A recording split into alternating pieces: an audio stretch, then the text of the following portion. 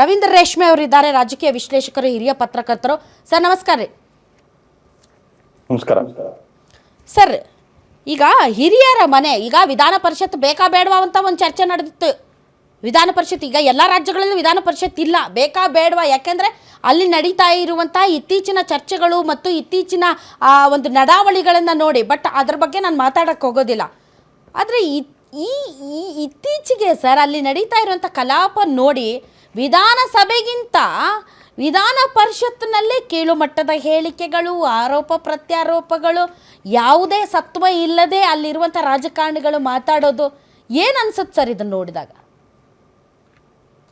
ಕಳೆದ 25 ವರ್ಷಗಳಿಂದ ವಿಶೇಷವಾಗಿ ಕರ್ನಾಟಕದ ಮೂರೂ ರಾಜಕೀಯ ಪಕ್ಷಗಳು, ಮುಂಚೂಣಿಯಲ್ಲಿರೋ ರಾಜಕೀಯ ಪಕ್ಷಗಳ ನಾಯಕರುಗಳು ರಾಜಕೀಯ ಭಾಷೆ ಆಗಿ ಕನ್ನಡದ ಮೇಲೆ ನಡೆಸ್ತಾ ಇರೋ ಅತ್ಯಾಚಾರವನ್ನ ನೋಡಿದ್ರೆ ದುಃಖ ಆಗುತ್ತೆ, ವಿಷಾದ ಆಗುತ್ತೆ, ಸಿಟ್ಟು ಬರುತ್ತೆ. ಇವರು ಪರಸ್ಪರ ಸಂಬೋಧನೆ ಅದರಲ್ಲಿ ಏನಿರುತ್ತೆ? ಬರೀ ಲೇವಡಿ ಬೈಗಳು, ಲೇವಡಿ ಗೇಲಿ ಮಾತು ಮತ್ತು ಪರಸ್ಪರ ಮೂದಲಿಕೆ. ಇದನ್ನ ಬಿಟ್ರೆ ಕರ್ನಾಟಕದ ಕಳೆದ 25 ವರ್ಷದಲ್ಲಿ ಅವ್ರ ಪ್ರಾಮಾಣಿಕ ಎದೆ ಮುಟ್ಕೊಂಡು ನೋಡ್ಲಿ, ಒಂದೇ ಒಂದು ವಿನೂತನವಾದ ರಾಜಕೀಯ ವಿಚಾರಧಾರೆ ಹೊಮ್ಮಿದ್ಯಾ? ಒಂದು ಸೈದ್ಧಾಂತಿಕ ವ್ಯಾಖ್ಯಾನ ಯಾರ ಬಾಯಲ್ಲಾದ್ರೂ ಬಂತ? ಒಂದು ಹೊಸ ಬಗೆಯ ರಾಜಕೀಯ ತಾತ್ವಿಕತೆ ಯಾರಾದ್ರೂ ಮಂಡಿಸಿದಾರ? ಇಲ್ವೇ ಇಲ್ಲ. ವಿಧಾನ ಪರಿಷತ್ನಲ್ಲಾಗ್ಲಿ ವಿಧಾನಸಭೆಯಲ್ಲಾಗ್ಲಿ. ಹೌದು, ನಾವು ವಿಧಾನ ಪರಿಷತ್ನಿಂದ ಬಹಳ ನಿರೀಕ್ಷಿಸ್ತಾ ಇದ್ವಿ. ವಿಧಾನ ಪರಿಷತ್ಗೆ ಸದಸ್ಯರಾಗ್ಲಿಕ್ಕೆ ಒಂದು ವಿಶೇಷ ಯೋಗ್ಯತೆ ಬೇಕಾಗ್ತಾ ಇತ್ತು. ಹಾಗೆಲ್ಲ ಈಗ ವಿಧಾನಸಭೆಗಾಗ್ಲಿ ವಿಧಾನ ಪರಿಷತ್ಗಾಗ್ಲಿ ಟಿಕೆಟ್ ಕೊಡ್ಬೇಕಾದ್ರೆ ವಿನೇಬಿಲಿಟಿ ಅದು ಒಂದೇ ಕ್ರೈಟೀರಿಯಾ. ಯಾವುದೇ ರಾಜಕೀಯ ಪಕ್ಷಕ್ಕೆ ಕೂಡ ಗೆಲ್ಲೋ ಸಾಮರ್ಥ್ಯ ಇದೆಯಾ ಅಂತಾರೆ. ಆ ಪಕ್ಷದಲ್ಲಿ ಪಾಪ ರಘು ದೊಡ್ಡೇರಿ ಈ ತರ ಕಾರ್ಯಕರ್ತರು ಅಲ್ಲಿ ಕೂತಿದ್ದಾರೆ. ಉತ್ಕರ್ಷ್, ರವಿ ದೊಡ್ಡೇರಿ ಇವರೆಲ್ಲ ಕಾರ್ಯಕರ್ತರಾಗಿ ಉಳಿತಾರೆ. ಮಂತ್ರಿಗಳ ಮಕ್ಕಳು ಮಂತ್ರಿಗಳಾಗ್ತಾರೆ, MLA ಮಕ್ಕಳು MLC ಮಕ್ಕಳು MLAMLCಗಳಾಗ್ತಾರೆ. ಈ ರೀತಿ ಒಂದು ರಾಜಕೀಯ ಸಂಸ್ಕೃತಿ ಬಂದಿರುವಾಗ ಅಲ್ಲಿ ಪ್ರತಿಭೆ, ಪರಿಶ್ರಮ, ಸಾಧನೆ ಮತ್ತು ವಿಶಿಷ್ಟವಾದ ಏನಾದ್ರೂ ಒಂದು ಚಿಂತಕರಿದ್ರೆ ಅವ್ರಿಗೆಲ್ಲ ಅವಕಾಶ ಸಿಗುತ್ತೆ ಇರೋದು ಅದೊಂದು ಮರೀಚಿಕೆ ಹಾಕೋಗ್ಬಿಟ್ಟಿದೆ. ಸಿದ್ದರಾಮಯ್ಯನವರ ಒಡ್ಡೋಲಗದಲ್ಲೇ ಅನೇಕ ಜನ ಪ್ರಗತಿಪರ ಬುದ್ಧಿಜೀವಿಗಳು, ಎಡಪಂಥೀಯ ಒಲವಿನ ಸಾಧಕರೆಲ್ಲ ಇದ್ರು. ಅವರೆಲ್ಲ ಪಾಪ ವಿಧಾನ ಪರಿಷತ್ಗೆ ನಾಮಕರಣದ ಸಂದರ್ಭ ಬಂದಾಗ್ಲೆಲ್ಲ ಪಾಪ ಕಾಯ್ತಾ ಇದ್ರು. ಕಳೆದ 3-4 ಟರ್ಮ್ನಿಂದ ಕಾಯ್ತಿದ್ರು ಅಂತ ಕಾಣುತ್ತೆ. ಅವ್ರು ಯಾರ ಹೆಸರು ಅಲ್ಲಿ ಬರಲೇ ಇಲ್ಲ. ಅವ್ರನ್ನ ಬಳಸ್ಕೊಳ್ತಾರೆ, ತಮ್ಮ ಪರವಾಗಿ ಸಮರ್ಥನೆ ಮಾಡ್ಕೊಳಕ್ಕೆ, ತಾತ್ವಿಕವಾಗಿ ಸಮರ್ಥನೆ ಮಾಡ್ಕೊಳಕ್ಕೆ ಬಳಸ್ಕೊಳ್ತಾರೆ, ಆಮೇಲೆ ಬಿಟ್ಬಿಡ್ತಾರೆ.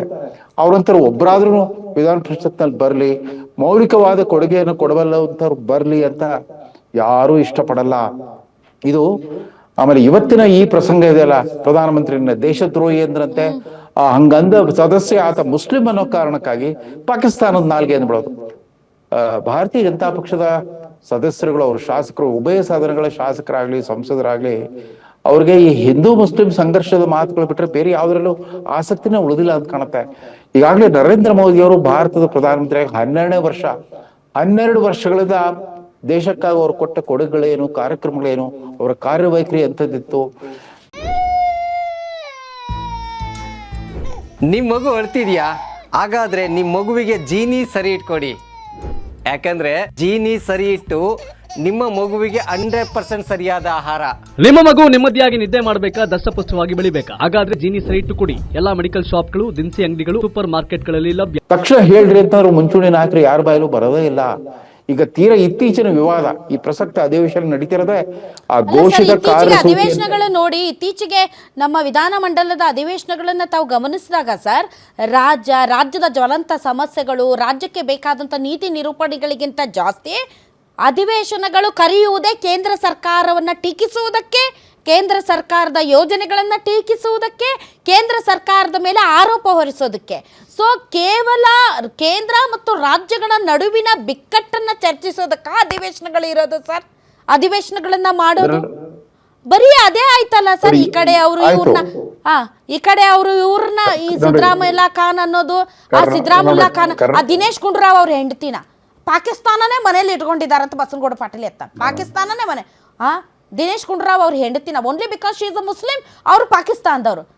ಏನ್ರಿ ಸರ್, ಏನ್ ನಡೀತಿದೆ ಅನ್ನೋದೇ ಅರ್ಥ ಆಗಲ್ಲ ನೋಡಿ. ನರೇಂದ್ರ ಮೋದಿ ಅವರು ಕನ್ನಡ 12 ವರ್ಷ ಅಂದ್ರೆ ಒಂದು 13 ವರ್ಷಗಳ ಕಾಲ ಗುಜರಾತ್ ನಂತ ಒಂದು ಉದ್ಯಮಶೀಲ ರಾಜ್ಯದ ಮುಖ್ಯಮಂತ್ರಿ ಆಗ್ಬಿಟ್ಟು ಗುಜರಾತ್ ಮಾಡೆಲ್ ಅನ್ನೋ ಒಂದು ಸಂಚಲನ ಸೃಷ್ಟಿ ಮಾಡಿದ್ರು. ಅವ್ರು 2014 ಪ್ರಧಾನಮಂತ್ರಿ ಆದಾಗ ಕೂಡ ಹಿಂದೂ ಮುಸ್ಲಿಂ ರಾಮ ಮಂದಿರದ ಪ್ರಶ್ನೆ ತರಲೇ ಇಲ್ಲ. ಸಬ್ಕಾ ಸಾಥ್ ಸಬ್ಕಾ ವಿಕಾಸ್ ಅನ್ನೋ ಘೋಷಣೆ ಜೊತೆಗೆ ಅವರು ಗೆಲ್ತಾ ಬಂದ್ರು. ದೇಶದ ವಿವಿಧ ರಾಜ್ಯಗಳ ಮತದಾರರನ್ನ ಗೆಲ್ತಾ ಬಂದ್ರು. ಆಮೇಲೆ ವಿದೇಶಾಂಗ ನೀತಿಯಲ್ಲಿ ಒಬ್ಬ ರಾಜ್ಯ ಅವ್ರನ್ನೆಲ್ಲ ಪ್ರಾದೇಶಿಕ ನಾಯಕರು ಅಂತ ನಮ್ಮ ರಾಷ್ಟ್ರೀಯ ದಿನಪತ್ರಿಕೆಗಳು ಬೆಂಗಳೂರಿನ ನಾಯಕರೆಲ್ಲ ಅವರು ಪ್ರಾದೇಶಿಕ ನಾಯಕರು, ದಿಲ್ಲಿಯಲ್ಲಿ ಇರೋರೆಲ್ಲ ರಾಷ್ಟ್ರ ನಾಯಕರು ಅಂತ. ಬರೀ 13 ವರ್ಷ ಒಬ್ಬ ರಾಜ್ಯದ ನಾಯಕನಾಗಿದ್ದವರು ವಿದೇಶಾಂಗ ನೀತಿಯಲ್ಲಿ ಹೆಚ್ಚು ತಮ್ಮ ಪೂರ್ವಾಶ್ರಮದ ರಾಜಕೀಯ ಪಕ್ಷ ಅಥವಾ ಸಂಘ ಪರಿವಾರದ ನಿಲುವು ಏನೇ ಇರಲಿ ಬಹಳ ಮುತುವರ್ಜಿ ವಹಿಸ್ಬಿಟ್ಟು ಅರಬ್ ರಾಷ್ಟ್ರಗಳ ಮುಖ್ಯಸ್ಥರನ್ನ, ಕ್ರಿಶ್ಚಿಯನ್ ರಾಷ್ಟ್ರಗಳ ವರಿಷ್ಠರನ್ನ ಹಾಗೂ ಹೀಗೂ ನಿಭಾಯಿಸ್ಕೊಂಡು ಬರ್ತಾ ಇದ್ರು. ಬಟ್ ಇಲ್ಲಿ ಅವರ ಪದಾತಿ ದಳ ಇದಾವಲ್ಲ, ಫ್ರಿಂಜ್ ಎಲಿಮೆಂಟ್ಸ್, ಮಾತೆತ್ತೇರೆ ಕ್ರಿಶ್ಚಿಯನ್ರ ವಿರುದ್ಧ, ಮುಸ್ಲಿಮಾನರ ವಿರುದ್ಧ ಒಂದು ಉದ್ರೇಕಕಾರಿ ವಾತಾವರಣ ನಿರ್ಮಿಸ್ಬಿಟ್ಟು ಇವತ್ತು ಏನಾಗ್ಬಿಟ್ಟಿದೆ, ಡೊನಾಲ್ಡ್ ಟ್ರಂಪ್ ತರದವರು ಭಾರತದ ವಿರುದ್ಧ, ಮೋದಿಯ ಭಾರತದ ವಿರುದ್ಧ ಕ್ರಿಶ್ಚಿಯನ್ ಮತ್ತು ಮುಸ್ಲಿಂ ರಾಷ್ಟ್ರಗಳ ಒಂದು ಒಕ್ಕೂಟವನ್ನೇ ನಿರ್ಮಾಣ ಮಾಡ್ಲಿಕ್ಕೆ ಹೊರಟ್ಬಿಟ್ಟಿದ್ದಾರೆ. Coalition of Christian and Islamic countries. ಯಾಕಂದ್ರೆ ಎಲ್ಲಿ ನೀವು ಭಾವಾದ್ರೆ ಇವರು ಎಂತ ಇಬ್ಬಂದಿತನ ಅಂತಂದ್ರೆ, ತಮ್ಮ ಮಕ್ಕಳನ್ನೆಲ್ಲ ಅಮೆರಿಕದಲ್ಲಿ ಗ್ರೀನ್ ಕಾರ್ಡ್ ಸಿಟಿಸನ್ಸ್ ಮಾಡ್ಬೇಕು, ಅರಬ್ ರಾಷ್ಟ್ರಗಳಲ್ಲಿ ತಮ್ಮ ಮಕ್ಕಳೆಲ್ಲ ಹೋಗ್ಬಿಟ್ಟು ಶ್ರೀಮಂತ ಬದುಕನ್ನು ನಡೆಸಬೇಕು ಅಂತ ಬಯಸ್ತಾ ಇರ್ತಾರೆ. ಆದ್ರೆ ಇಲ್ಲಿ ಕ್ರಿಶ್ಚಿಯನ್ ಮುಸಲ್ಮಾನರ ವಿರುದ್ಧ ಸುಮ್ಮನೆ ಆರ್ಭಟ ಮಾಡ್ತಾ ಇರೋದು, ಅದು ಮೋದಿಯವರ ವಿದೇಶಾಂಗ ನೀತಿಗೆ ದೊಡ್ಡ ಮುಜುಗರವನ್ನ ತಂದುಕೊಟ್ಟಿದೆ. ಅರ್ಥ ಮಾಡ್ಕೊತಿಲ್ಲ. ಇದು ಬಾಂಗ್ಲಾದೇಶ 50 ವರ್ಷಗಳ ಕಾಲ ನಮ್ಮ ಪರಮ ಮಿತ್ರ ರಾಷ್ಟ್ರವಾಗಿತ್ತು. ಅದು ಒಂಥರ ಸ್ಯಾಟಲೈಟ್ ನೇಷನ್ ಅಂತ ಕರಿತಾ ಇದ್ರು. ಭಾರತಕ್ಕೆ ಋಣಿಯಾಗಿತ್ತು ಅಲ್ಲಿದ್ದ ನಾಯಕತ್ವ. ಇದ್ದಕ್ಕಿದ್ದಂತೆ 1 ವರ್ಷದಲ್ಲಿ ಒಂದು ದೊಡ್ಡ ರಾಜಕೀಯ ವಿಪ್ಲವ ನಡೆದ್ಬಿಟ್ಟಿದೆ. ಮತ್ತೊಂದು ಶತ್ರು ರಾಷ್ಟ್ರವನ್ನ ನಾವು ಸೃಷ್ಟಿಸ್ಕೊಂಡ್ಬಿಟ್ಟಿದ್ದೇವೆ. ಆಮೇಲೆ ಅಲ್ಲಿ ಹಿಂದೂಗಳ ವಿರುದ್ಧ ಅದು ಆಗ್ತಾಯಿದೆ ಇದಾಗ್ತಾಯಿದೆ ಅಂದವರು ಇಲ್ಲಿ ಕೂಡ ಏನು ಬುಲ್ಡೋಜರ್ ರಾಜಕಾರಣವನ್ನು ವೈಭವೀಕರಿಸ್ತಾ ಇರ್ತಾರೆ. ಅದು ತಪ್ಪು ಅಂತ ಯಾರು ಹೇಳೋದೇ ಇಲ್ಲ. ಅದು ಸ್ವತಃ ಪ್ರಧಾನಮಂತ್ರಿ ಅವರಿಗೆ ಮುಜುಗರ ತರ್ತಾ ಇದೆ ಇಂತಹ ಚಟುವಟಿಕೆಗಳು. ನಿಮ್ ನೆನಪಿರ್ಲಿ, 2015ರಲ್ಲಿ ಅವರು ಪ್ರಧಾನಮಂತ್ರಿ ಆಗಿ ಬಂದ 6 ತಿಂಗಳಿಗೆನೆ ಅದು ಎಲ್ಲಿಂದ ಪತ್ತೆ ಮಾಡಿದ್ರೇನು, ಜನವರಿ 10ನೇ ತಾರೀಕು 2015 ಮಹಾತ್ಮ ಗಾಂಧೀಜಿಯವರು ದಕ್ಷಿಣ ಆಫ್ರಿಕಾದಿಂದ ಭಾರತಕ್ಕೆ ಬಂದು 100 ವರ್ಷ ಆಯ್ತು ಅನ್ನೋದನ್ನ ಪತ್ತೆ ಮಾಡ್ಬಿಟ್ಟು ಗಾಂಧೀಜಿ ಗರ್ವಾಪಸಿ ದಿವಸ ಅಂತ ಆಚರಿಸ್ಬಿಟ್ರು. ಕಾಂಗ್ರೆಸ್ನವರು ಮರ್ತು ಬಿಟ್ಟಿದ್ರು ಮಹಾತ್ಮ ಗಾಂಧಿ ಅವರು ಅನೇಕ ವರ್ಷಗಳಿಂದ. ಆಗ ಸಂಘ ಪರಿವಾರದ ಒಂದು ವರ್ಗ ಆ ವರ್ಷ ನೋಡಿ ಜನವರಿ 30ನೇ ತಾರೀಕು ಗಾಂಧೀಜಿಯವರ ಪುಣ್ಯತಿಥಿ, ಗೋಡ್ಸೆ ಹುತಾತ್ಮ ದಿನ ಅಂತ ನಾವು ಆಚರಿಸ್ತೇವೆ, ಗೋಡ್ಸೆ ಪುತ್ಥಳಿ ಸ್ಥಾಪಿಸ್ತೇವೆ, ಗೋಡ್ಸೆ ದೇವಸ್ಥಾನ ಕಟ್ಟಿಸ್ತೇವೆ ಅಂತೆಲ್ಲ ಮಾತಾಡೋಕೆ ಶುರು ಮಾಡ್ಬಿಟ್ರು. ಹೆಂಗಾಗೋಗಿದೆ ಅಂದ್ರೆ ಸರ್, ಗಾಂಧೀಜಿನೇ ದೇಶದ್ರೋಹಿ, ಗೋಡ್ಸೆನೇ ದೇಶಭಕ್ತ ಅನ್ನೋ ಥರದಲ್ಲಿ ಟ್ರೆಂಡ್ ಚೇಂಜ್ ಮಾಡ್ತಾ ಇದ್ದಾರೆ. What ever it may be. ನಾವು ಮತ್ತೆ ವಾಪಸ್ ನಮ್ಮ ವಿಧಾನ ಪರಿಷತ್ಗೆ ಬರೋಣ. ಎಸ್ ರಘು ದಡ್ಡೇರಿ ಅವರೇ, ಮೊದಲನೇದಾಗಿ ನಸೀರ್ ಅಹಮದ್ ಅವರ ಕಮೆಂಟ್, ಅದಕ್ಕೆ ತಾವು ಏನು, ಅವರಂತೂ ವಿಷಾದ ವ್ಯಕ್ತಪಡಿಸೋದು ಏನಪ್ಪ, ವಿಷಾದ ಮತ್ತು ಕ್ಷಮೆಯಲ್ಲಿ ಆ ಎರಡರ ಮಧ್ಯೆ ಇವ್ರಿಗೆ ಅದು ಏನು ಕಳ್ಕೊಂಡ್ಬಿಡ್ತಾರ ನನಗೆ ಅರ್ಥ ಆಗ್ತಾ ಇಲ್ಲ. ಅದೇನು ಕ್ಷಮೆ ಅನ್ನುವ ಪದ ಅಷ್ಟು ಅಸಹನೆಯಿಂದ ಕೂಡಿದ್ಯಾ ಸರ್? ನಾನು ಕ್ಷಮೆ ಯಾಚಿಸ್ತೇನೆ ಅಂದ ತಕ್ಷಣ ನಜೀರ್ ಅಹಮದ್ ಅವರೇನು ತುಂಬ ಕೆಳಗೆ ಬಿದ್ದೋಗೋದಿಲ್ಲ. ವಿಷಾದಕ್ಕೂ ಕ್ಷಮೆಗೂ ಎಷ್ಟು ಅಂತರ ಇದೆ, ಎಷ್ಟು ಪದಗಳ ಅಂತರ ಇದೆ. ಇನ್ನು ಕ್ಷಮೆ 2 ಅಕ್ಷರ, ವಿಷಾದ 3 ಅಕ್ಷರ.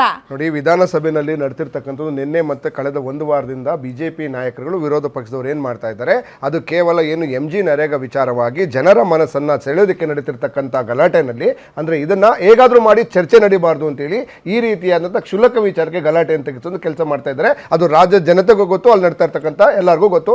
Let's leave there.